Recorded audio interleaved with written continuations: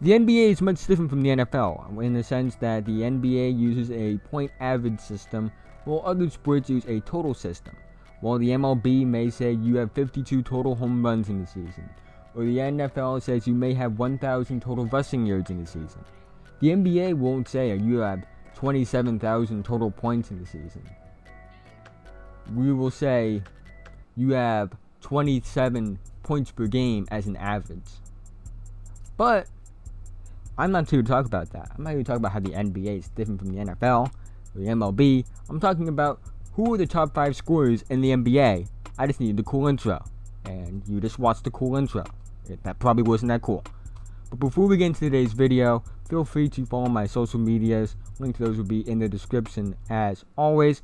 Like and subscribe if you're new. If you enjoyed the content, please feel free to share it with your friends, family, dogs, cats, chinchillas, Mexican restaurant workers, teachers, principals, etc., etc. But with that, let's talk about my prediction for the top 5 scorers in the 2019-2020 NBA season.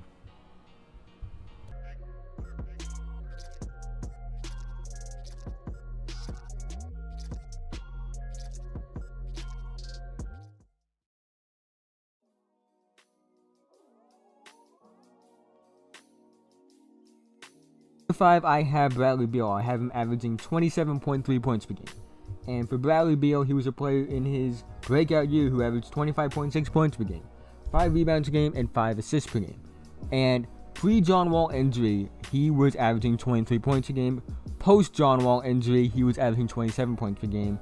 And I hate that John Wall is out, but with John Wall being out, it's going to put Bradley Beal in a situation where he's really going to have to carry that offense. And I think he's going to average around 27.3 points a game. And here's the thing. Without John Wall this year, he averaged 27.2 points a game, 5.1 rebounds per game, and 6 assists per game. Like those are like some early James Harden Rocket numbers. But yeah, Bradley Beal coming in at number 5 on this list at 27.3 points per game.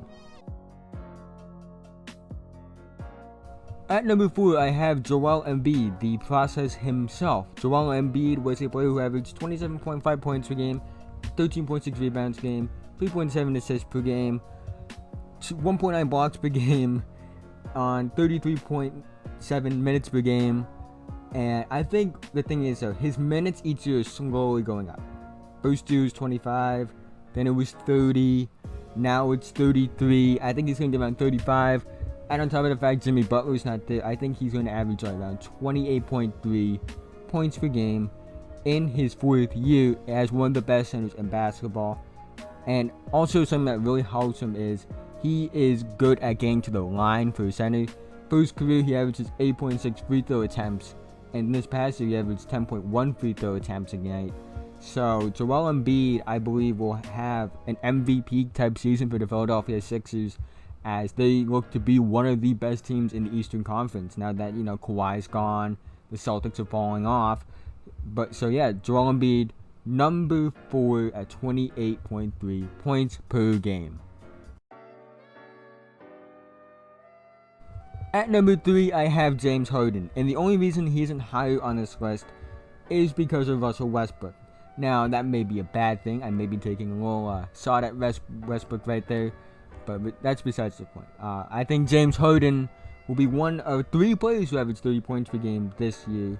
It's not going to be the 36 points that he averaged in his MVP. Well, not MVP, but, his MVP that he thought he should have won year.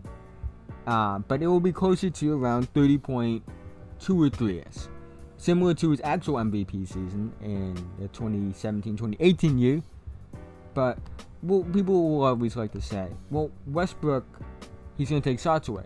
Yeah, he does do that, but at the same time, Paul George averaged 28 points a game last year. I would say Kevin Durant's name. Kevin Durant was able to put up some pretty good scoring numbers in his career while playing with Russell Westbrook.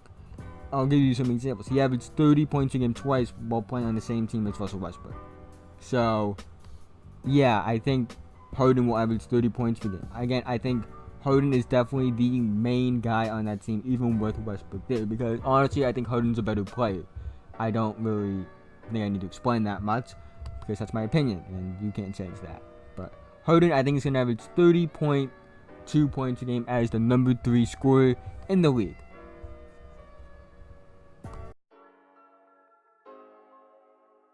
Coming in at number 2, I have the reigning MVP, Mr. Giannis Antetokounmpo. Giannis Antetokounmpo averaged 27.7 points per game in just 32.8 minutes per game in his MVP season that he totally deserved, and you cannot tell me otherwise.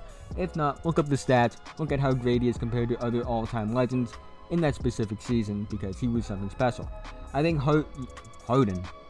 Giannis will average 31.3 points per game this year, as maybe he probably gets more minutes, and also I think he's hiding something from us. Like, I don't know if he's holding international play. I didn't really watch a lot of the FIBA World Cup, but maybe he was holding back. This is just my weird woke superstition.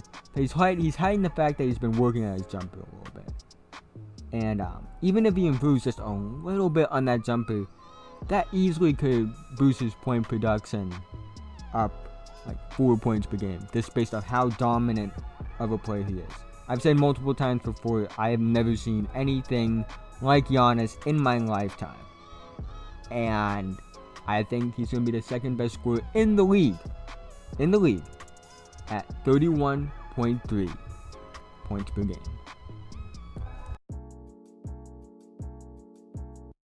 And coming in at number 1, I have Stephen Curry, who I will averaging an insane 33.8 points per game.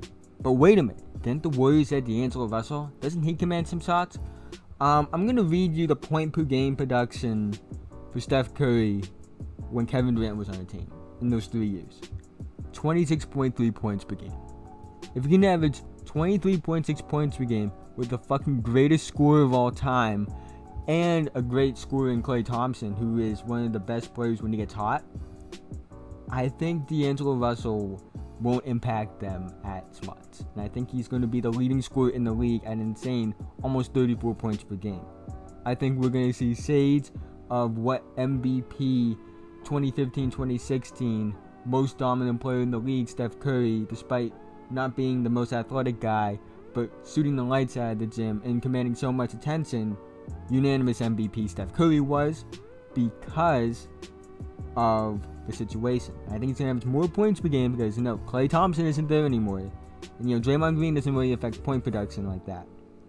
I think they're going to need Curry to perform better than usual, again, because, you got to outscore teams because, Klay Thompson's out. And, D'Angelo Russell and Stephen Curry in the same backcourt defensively is a nightmare. So Steph Curry's just going to go all out on offense, in my opinion. And I think he's going to average almost 34 points per game, which is a high mark when you really think about it, considering what we know about the NBA. But if James Harden can average 36 points a game last year, I think Curry can do it this year, and I believe what's somewhat considered a similar situation, because again, look what he was doing with Kevin Durant. Look what he was doing with Kevin Durant and Klay Thompson. The guys could each put up 50 on their own. So imagine what he's going to do now with just D'Angelo Russell. Hey, thank you for watching, guys. I don't know if a lot of you made to the end of this video, but if you did, I appreciate it. Feel free to like and subscribe. As always, please share with your fans, family, whatever. And again, this really helps my channel grow. And I'm trying to get some subs, and we're starting out, but I've had a lot of fun with this, and I have never said, but thank you guys again for watching videos of mine. It really means a lot to me when people comment and things like that. But also, again, social media is in the description. If you want to see what I do outside of YouTube, you can follow me on Instagram. And if you want to see me, my sports opinions that aren't videos, while also being a goofball, please feel free to follow my Twitter. And have a nice day.